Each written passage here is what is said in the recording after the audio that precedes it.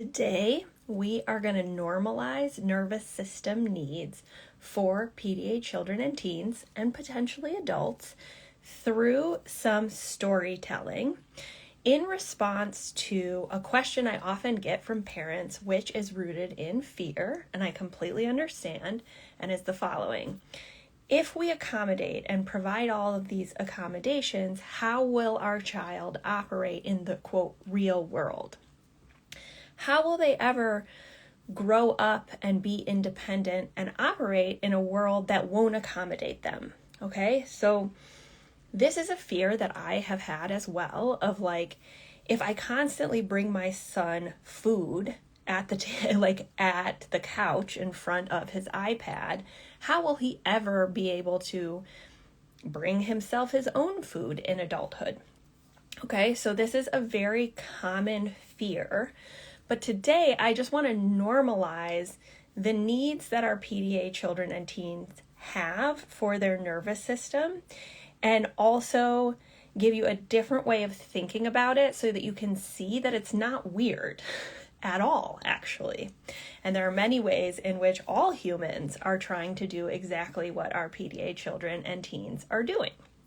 So, I'm going to start with a story to illustrate some of these concepts, but today we're going to be talking about lowered demands, the need for one-on-one undivided attention, the need to be above another, which is probably the most triggering need that we see in our PDA children and teens because it makes them seem like they need to be dominant, that they can be aggressive, that they'll grow up to be abusive, especially if they're male. So I have 2 male children, and so this is also a worry that would pop up.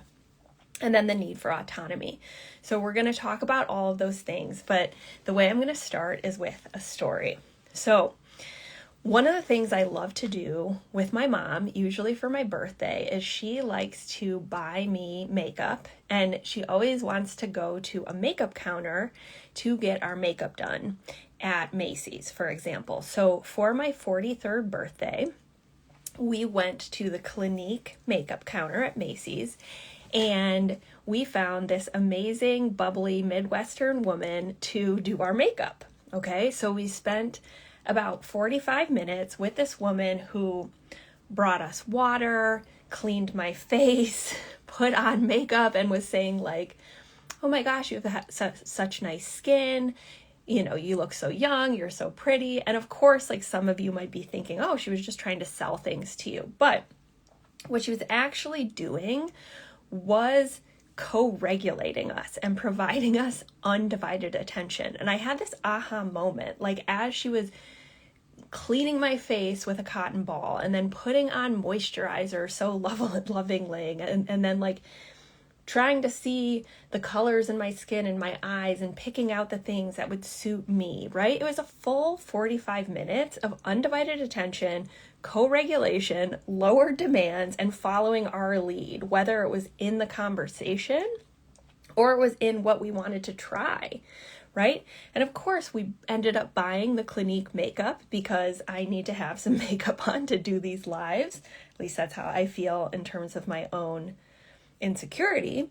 But it was a real aha moment for me because I was like, this woman is so good at what she does. Oh my gosh. Yes, she's brilliant at the makeup, but she's brilliant at accommodating, right? And it's almost like she just intuited it. She had such a lovely aura and such an energy about her that was so attentive and caring. Okay, so basically, she just accommodated me and my mom for a full 45 minutes, and I loved it, right?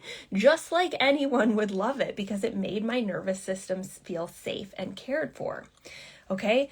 So this idea that like, in order to be a successful, independent adult, we're not going to need some of these nervous system supports is actually not true. It might be a different scale and degree for our PDA children and teens, but there's actually so many areas of our lives where this is already present. And I'm going to give you a couple examples. I want you to think about the best waitresses and waiters, bartenders, and good retail workers, okay? What is it that they're doing so successfully with you or with other clientele? They are lowering the demands by bringing you the food. You don't have to get up from your table. They are paying undivided attention to you. It is all about you and your needs. And they're co-regulating you and making you feel safe and like you are special. Okay? So this is essentially what we're doing for our kids that are PDA children and teens. It might be to a degree that is much more intense for longer periods of time, or else you will see them escalate. But this is a human thing that we're doing, meaning it's not weird to need undivided attention, especially if in your nervous system you are a PDA child or teen or adult and constantly perceiving a level of threat. That means your subconscious is perceiving fear all the time. Okay? And until a PDA child or teen is comprehensively seen, understood, and accommodated, that will be the baseline. Okay? So in order to counterbalance that, they're going to be seeking the safe person's undivided attention and nervous system, which may include doing things for them in a lower demand fashion, just like a good retail worker or a waitress would do. Okay, this is just a different way of thinking about it. The next thing I want to alert your attention to, which sort of blew my mind when I finally had my aha moment about this, because I get so many parents asking me, but what happened to these children in the past? Like, how could PDA have existed in the past? Or, but they need to be independent, okay? And I started to think a lot about my grandfather. Okay, my grandfather was gifted. He also had very, very high anxiety. I am pretty sure that he was neurodivergent himself. He was a very successful lawyer in Detroit. He argued in front of the Supreme Court. He was a genius. Like, he was actually a qualified, gifted human. At the same time, all he had to do was engage in his special interest. That's it. His wife, my grandmother, who was a very practical, Catholic, pragmatic woman, and the person she had in her home helping her, did everything, okay? From laying out his clothes in the morning, from cooking 3 meals a day, from tending to the children, doing all of their laundry, and being doing the care and feeding of him as the intellectual.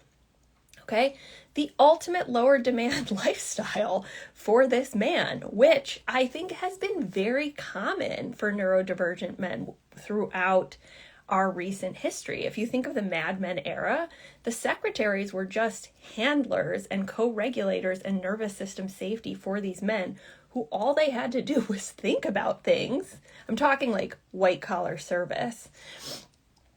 And even write down what they said for their letters. So I always think about this of my grandmother was the one changing light bulbs and figuring out the finances and all the things from the household. And so my grandfather had all the lower demands in his life. Does that mean he wasn't independent or successful? No, he was considered quite successful.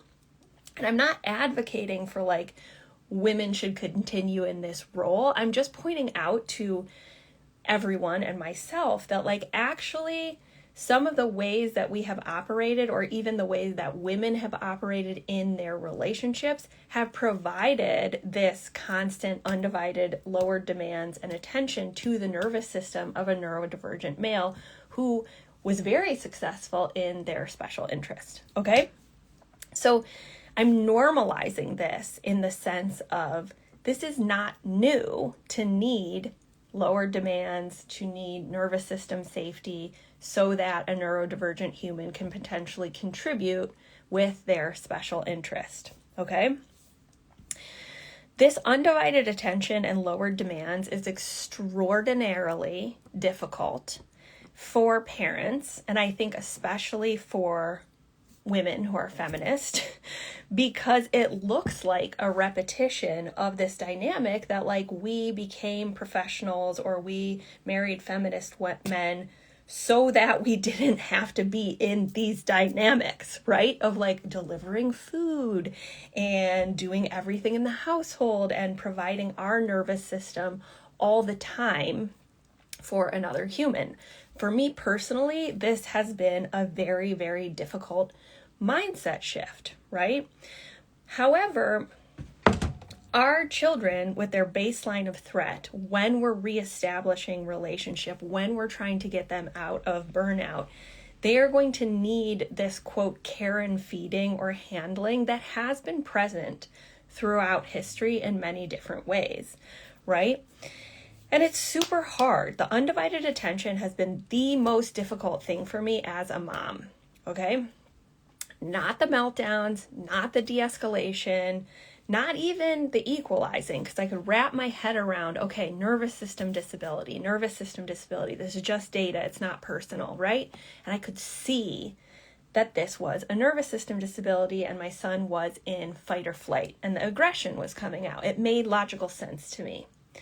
However, this experience in my body of like, if I don't have my line of vision at what my son is doing, watching him, engaging, anticipating, and not engaging in my own thing, like listening to a song I want, reading a book I want, looking at my phone, talking to my husband, doing laundry, doing dishes. I just had to be with him. That has been the most difficult thing.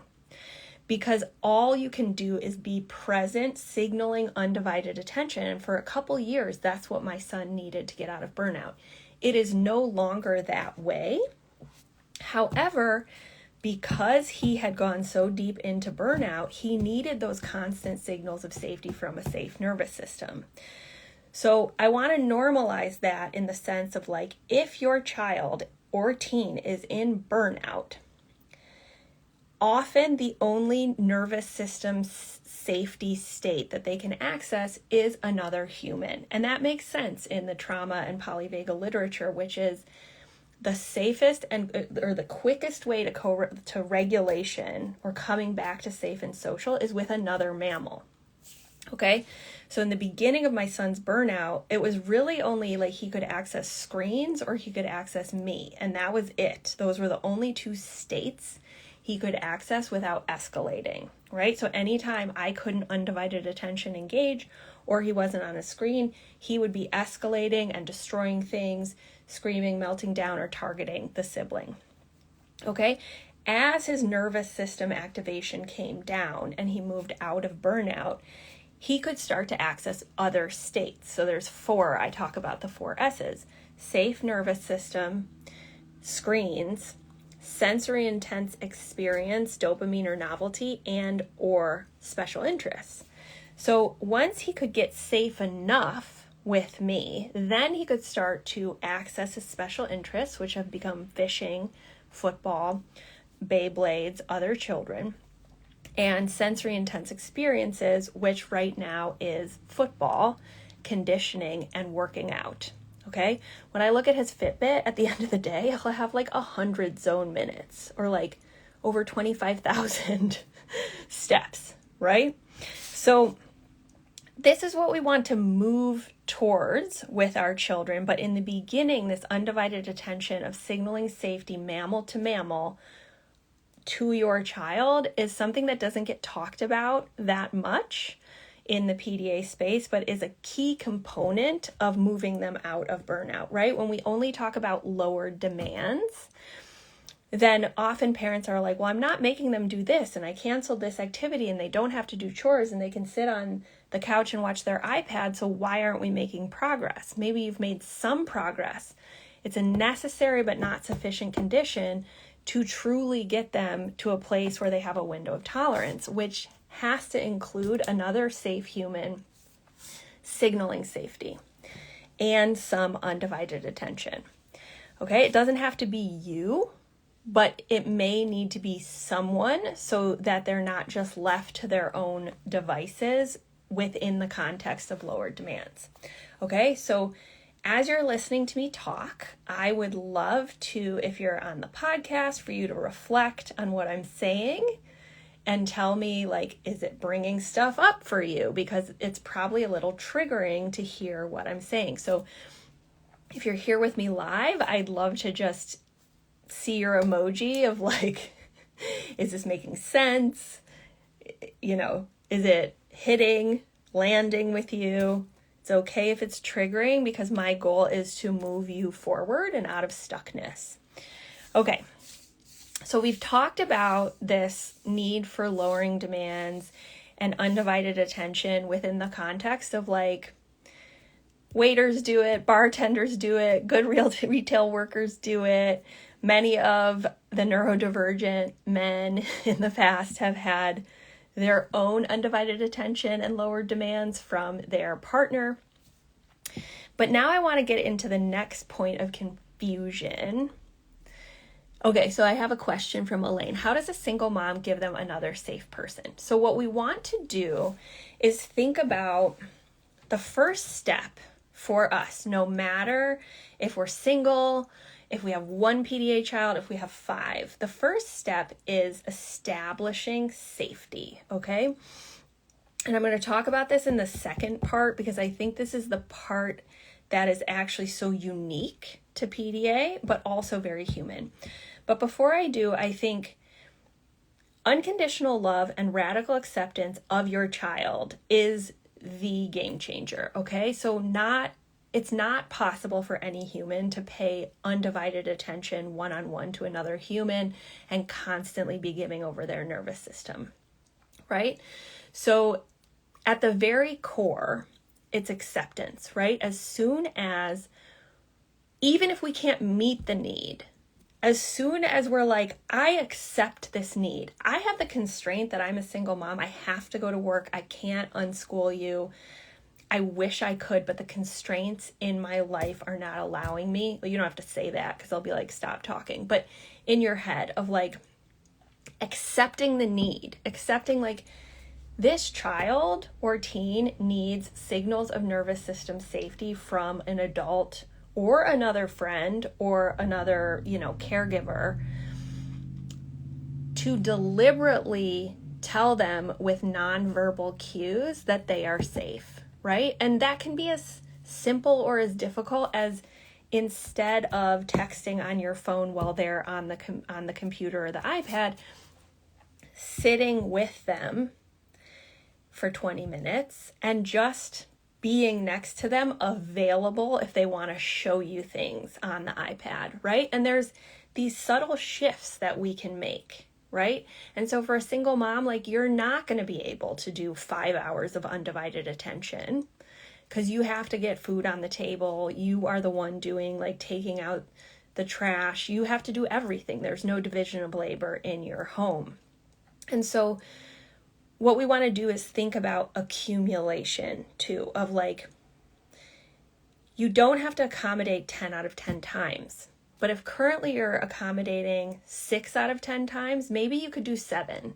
And maybe that would mean I'm going to take 10 extra minutes, even though it's hard for me, and even though like I could use that sleep, and I am literally just going to provide undivided attention and allow my PDA child to feel seen, heard, and safe. That's it, right? The second would be, and I don't know your financial situation, but some of the things we've done have been like looking for like 13 and 14-year-old boys in the neighborhood to come over while we're home and jump on the trampoline with my son. And it wasn't expensive, right? And so they were safe because they were paying undivided attention to him and letting him lead, right? It doesn't have to be complex. It's just meaning we're not multitasking or trying to make them be different. And it's hard for parents because we want them to be successful and safe. So to a degree, it's harder for a parent to actually allow them to lead and experiment and, do things that are somewhat unsafe. Like, I remember when these kids had this like motorized skateboard, and they let my kids ride on it down to the creek so they could like hunt crayfish. Okay. My kids loved it. Okay. It was novel. They had these safe nervous systems with them. They were getting undivided attention. But it's like, even that would have put me a little outside of my comfort zone, because my role as a parent is to keep them safe and healthy.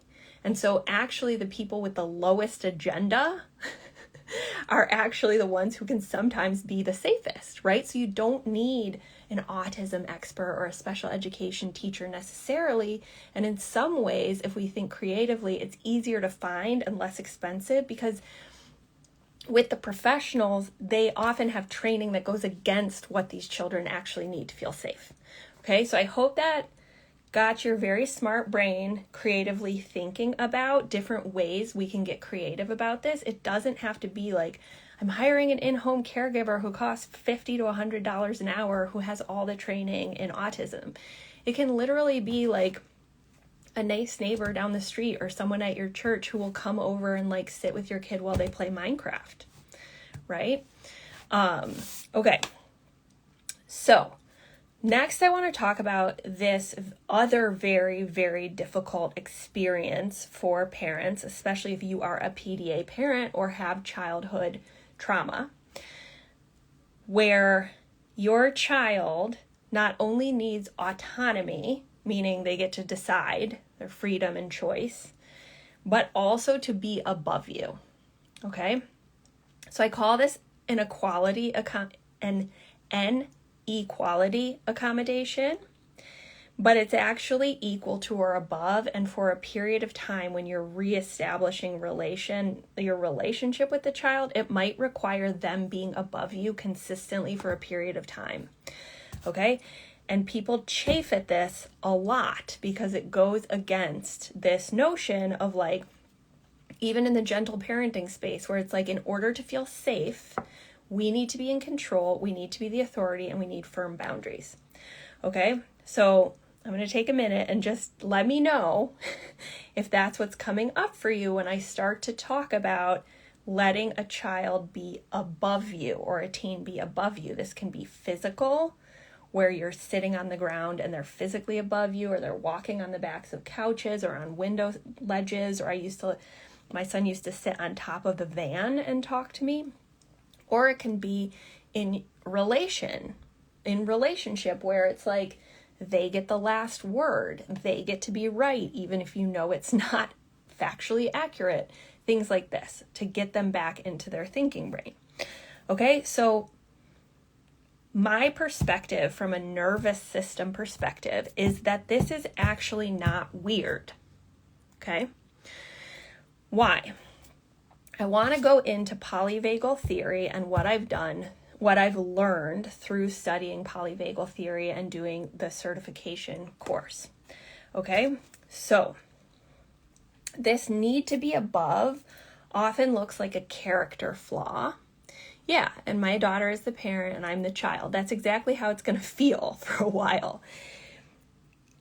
So this looks like a character flaw or something that is pointing us to a path where like our child will be abusive or aggressive or like not a good human. And so it can be really scary to allow this. However, I want to talk about from polyvagal theory why this makes sense. Okay? I'm going to make it as simple as possible. I've been working on it in my brain for a while, so this is like my hypothesis, and I'm going to make it as grounded as possible to make sense to our community. Okay?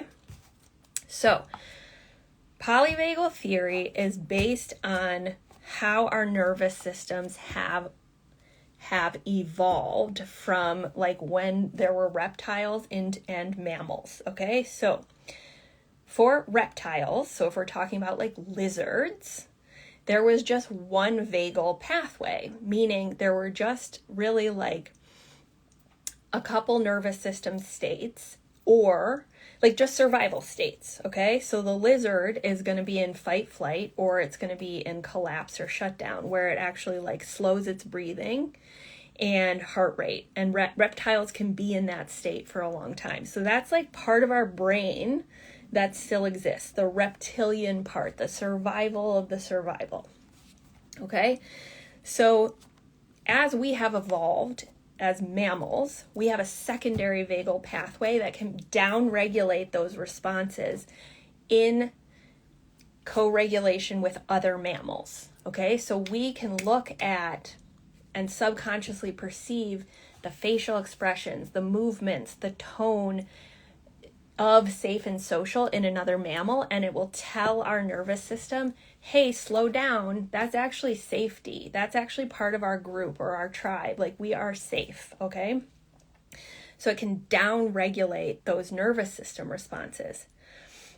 My hypothesis, and what I think to be true, what I believe to be true, and I don't fully understand that, so I'm just going to say it, is that for some reason, our PDA children and teens have trouble down-regulating that response, the reptilian response, even in relationship with another mammal. Okay, so many of us who have tried to use the intuitive ways of soothing, like using the very soothing voice and the facial expressions and like sort of like what a mother would do to soothe a baby, have not worked for our kids. My hypothesis is that these actually aren't getting in. And this is present in the studies on polyvagal theory and why the Safe and Sound protocol has been developed to help attune the inner ear so that the inner ear can pick up on the higher frequency sounds and prosody of a voice that's safe versus always hearing the low frequency sounds, which tell the subconscious, hey, it's not a safe situation. Okay? So our kids, I know for my son, he could not down-regulate that fight or flight response, right? It was just like the reptilian response to all stimuli. And no matter how much I tried to use sort of my mammalian tactics, it didn't go in. It didn't go into his brain. And so what if we go back to where the reptilian brain is, and it's okay, they're stuck in that reptilian response. They're in lizard brain. And my mammalian tactics are not working. Then we can understand, okay, what would a lizard need to feel safe in terms of survival with another lizard? Okay? That lizard needs to know it can move and do what it needs to do to stay alive or dominate and be bigger than the other lizard. That lizard cannot depend on the social signals of mammals, because it doesn't have that ability in its nervous system. Okay, so for a period and in moments in the relationship, when the child or teen is in that reptilian brain, it is a need to be above you to feel safe as a bigger reptile. Okay, and through that lens, we can understand that actually, this isn't weird at all, the need to be above or the need to have autonomy, because it is a survival response. And so, based on that logic, what can we do as parents, as teachers, as therapists that is counter to the conventional wisdom on how to make children feel safe? Letting them be above us, letting them have autonomy, okay?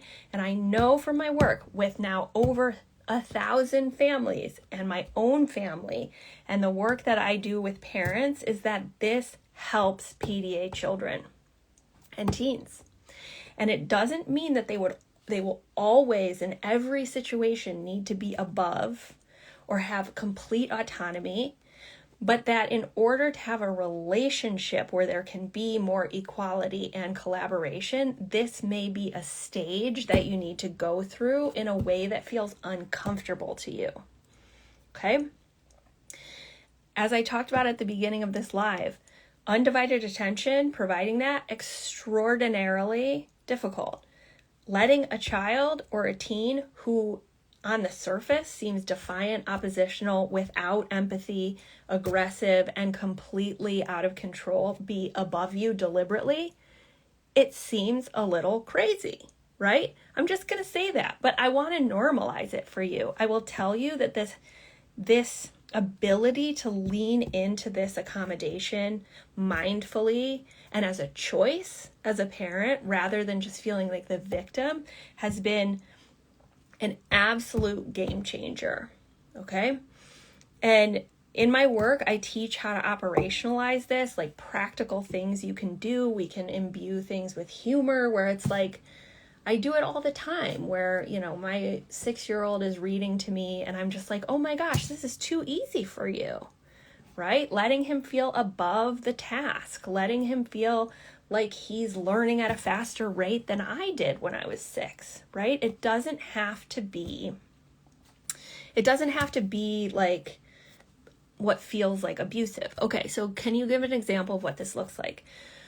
So what I would separate these into is like physical, metaphorical, physical and metaphorical. Okay, so physical, literally letting your child be above you. Like in the years my son was in burnout, I spent much of the time on the floor.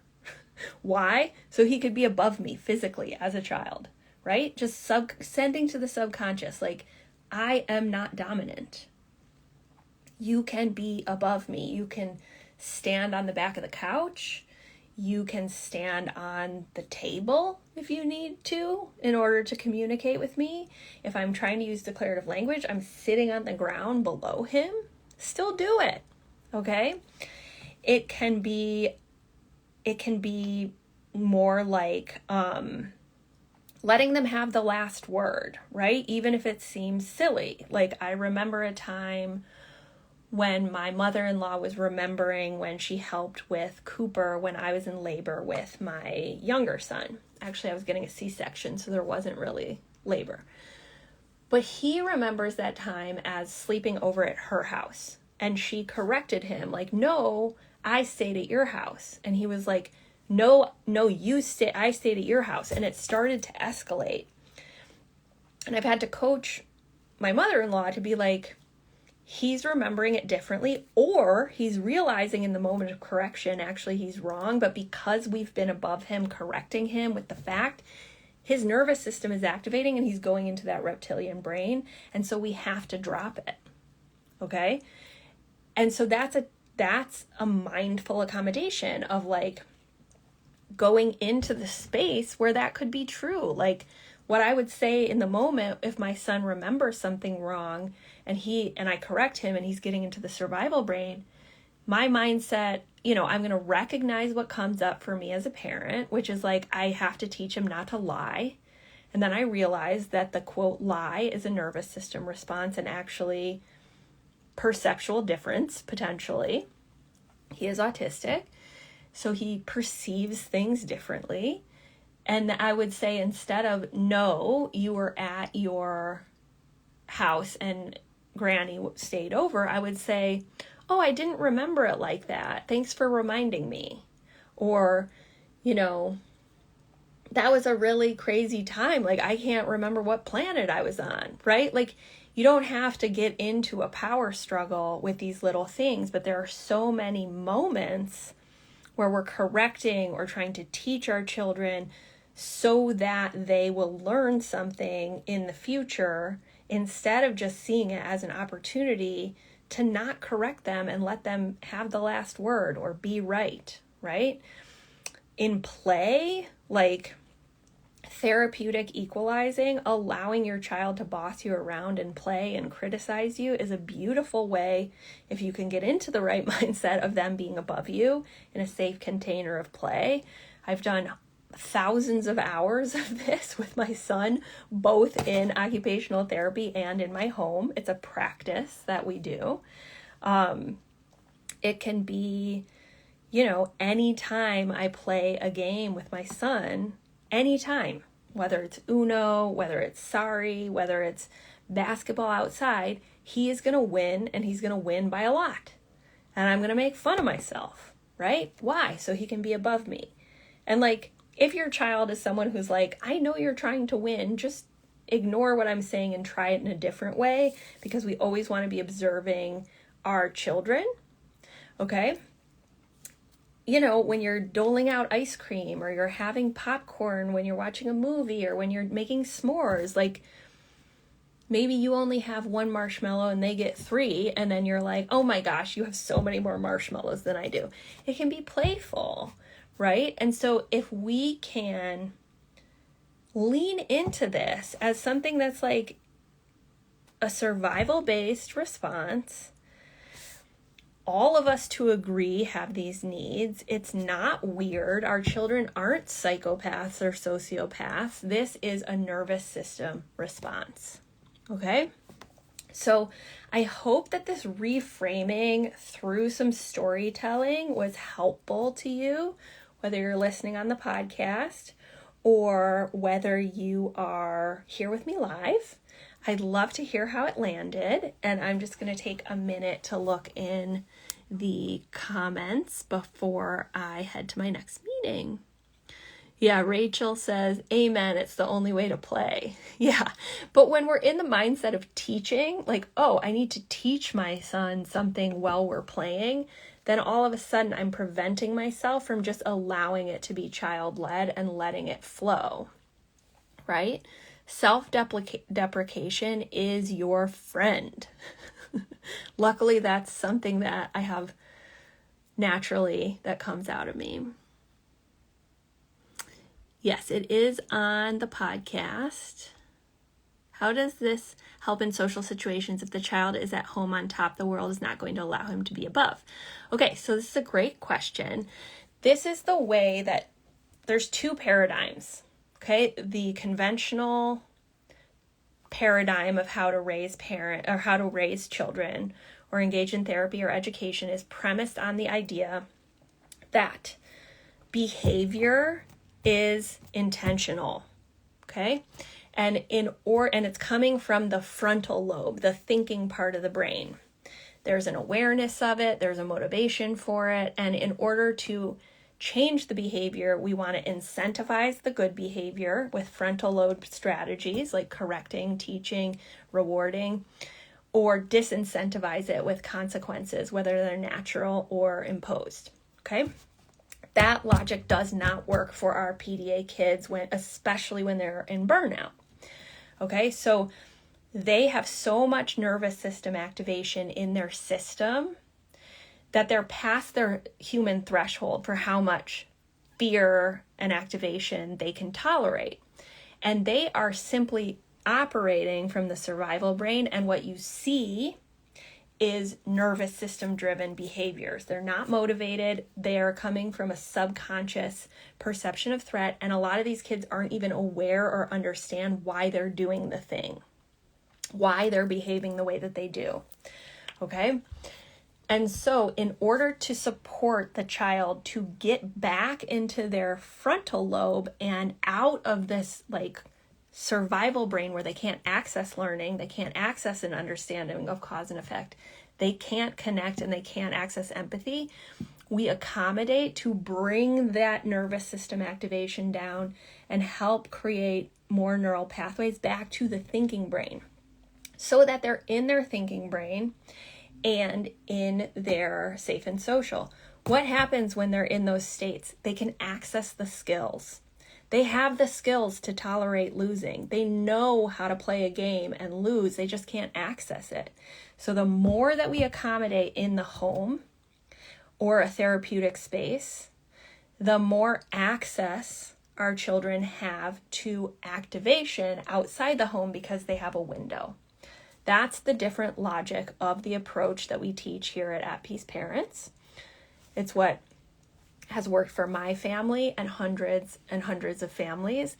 It is a leap of faith in the beginning because it feels like you're rewarding or enabling bad behavior. That's why it's so important that we have to understand the logic of these unique brains and the nervous systems of these unique humans. Because if we're still operating from the logic of another brain wiring or neurotype, then we're going to push them further and further into these survival responses and potentially trauma. Okay? If you do not have a PDA child or teen in your home living with you consistently, it can be very hard to believe the extent to which this logic is true because you will only see surface level snapshots of what's going on, and you won't know the depth of the difficulties that these families are facing and the impact on basic needs that these children and teens face. And I will die on that hill. I'll be here when I'm 80 talking about it. All right, my friends, I have another meeting. It was so fun to be here with you live today. And actually, I gave you guys a choice of what I was going to talk about. And I was very surprised that this was the choice, the normalizing nervous system safety needs, out of the other choices, which were supporting your PDA with identity, the story of when I left my career, or cost-benefit decision-making. All right, my friends, we will see each other again soon.